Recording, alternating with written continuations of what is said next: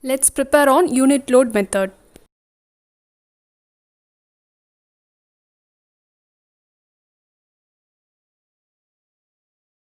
So today we are going to see about the unit load method. Okay, so before seeing into the unit load method, what is the concept they are using here is we are just going to apply a unit load, that is 1 kilonewton or 1 ton, that is a unit load, okay, or a unit moment. So where the moment or load is applied, actually in that structure, in the same place we are going to apply our unit load, and then we'll be calculating the moment for that. Okay, so this is the only concept we are using in this method. So if you see here, means unit load or unit moment is applied at a given point where the deflection or rotation is required. So where, at which place you are required, so at there you have to apply the unit load. Okay, and the formula is, for deflection or slope, it is integration of m into m by ei into dx. So what is this capital M and small m means?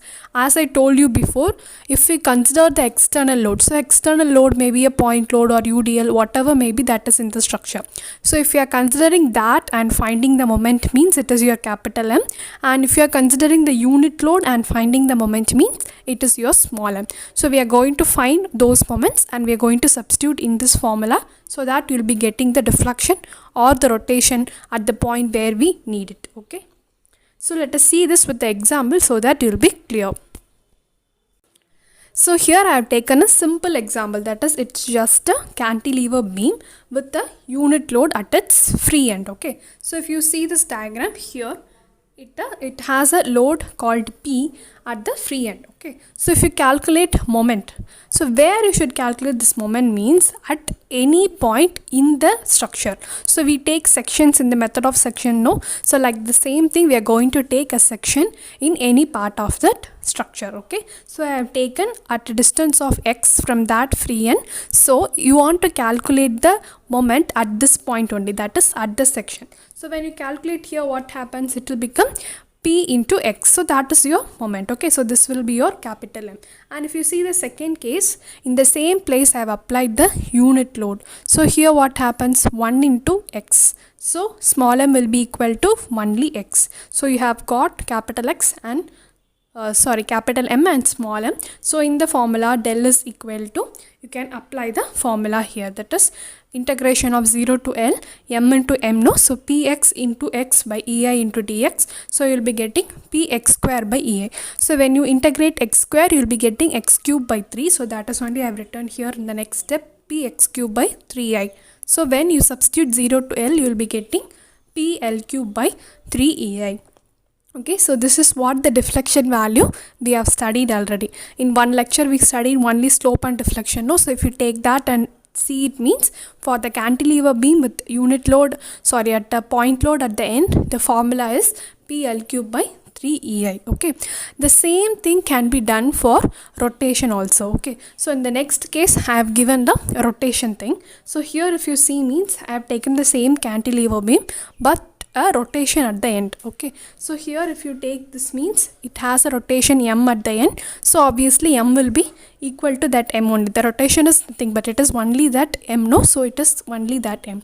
And in the next case, when you apply 1 at the same point, it is 1 only. Okay, so in the same formula, if you substitute, means it is just only m, because small m is 1 for us. So when you integrate 1, means what happens, only x will be the answer.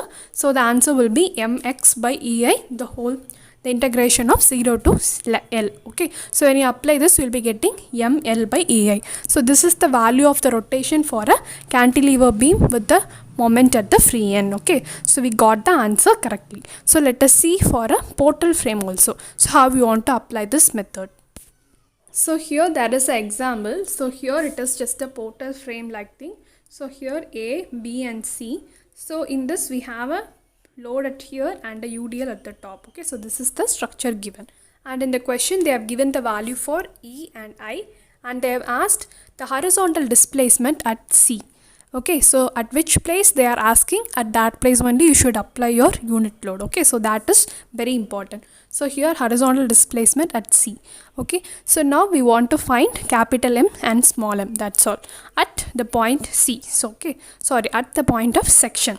In the single beam we just took a section at the middle of that beam, so it is easy for us. But in these types of portal frame you have to take more sections. Okay, so where and all load is applied, you should bisect there with the section. Okay, so you should take a section here.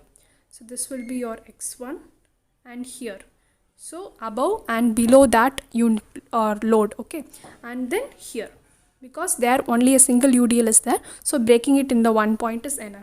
So let us keep this as x3. Okay, so now you got three sections. Okay, so as usual we'll be solving this problems now. We'll be calculating the support reactions first, because we have here two reactions and here one reaction. So first you have to find all that three reactions, and with that three reactions you want to find the moment at all these three sections. So you will be getting moment at x1, moment at x2 and moment at x3 also. Okay, so how you should do means, you are taking this formula, no, so you should split this formula into three parts. So the first, for the section x1 you will be calculating a moment, so you should use the limit of 0 to 2.5 meter, because if you see in the diagram it is 2.5 meters. Okay, and for the second section you are taking, no, so there you should use a limit of 2.5 to 5 meter. Okay, and the third section you should use the limit of 0 to 4 meter, because this is 4 meter. So with this limits and with this moment m and with the same moment small m, you should calculate the formula. Okay, so that's all. So you'll be having like these formula, three sections. So now I told you how to find capital M. So the same thing only for small m also. So they have asked at C, no, so horizontal displacement. So in this horizontal direction you just apply 1. Okay, with this one value only you have to calculate the reactions at these points. After that, with this reactions you have to calculate the moment at section 1, section 2 and section 3. So now you got capital M, small m and limit also for all the three sections, based on all the three sections. So when you sum it up all, you will be getting the deflection at C. Okay, so that's all. So it's a long process only, but understanding the concept is enough here. Okay, so if you want means you can try. For this problem the answer is 108 mm, because EI value also they have given here, no, so you can just substitute that, so you'll be getting the answer directly. So here is a small concept, so just listen to this also. Okay, so there is two types of work, one is real work and another one is virtual work. Okay, so the real work means it is the work done by a load due to the displacement caused by itself on its own direction. Okay, so by itself, so the same load and in the direction of that same load. Okay, so just you see this diagram. The virtual work means it is the work done by a load for the displacement in its direction but caused by some other external load. Okay, so if you take this deflection means this is caused by the load of W1, or if you take W1 means, or sorry, the deflection in there means it will be caused by the load at W2. Okay, so we are considering the load at some other position and calculating the displacement in some other position. So if that is the case means you will be calling that method as the virtual work method. Okay, so they may ask objective from this, so only I am telling this concept here. Okay, so this is just a formula. For W1 it is half W into del you will be calculating. If it is W2 means it is W2 into that deflection. Okay, so the deflection below that. Okay, so the main point is this only. So this is only very important.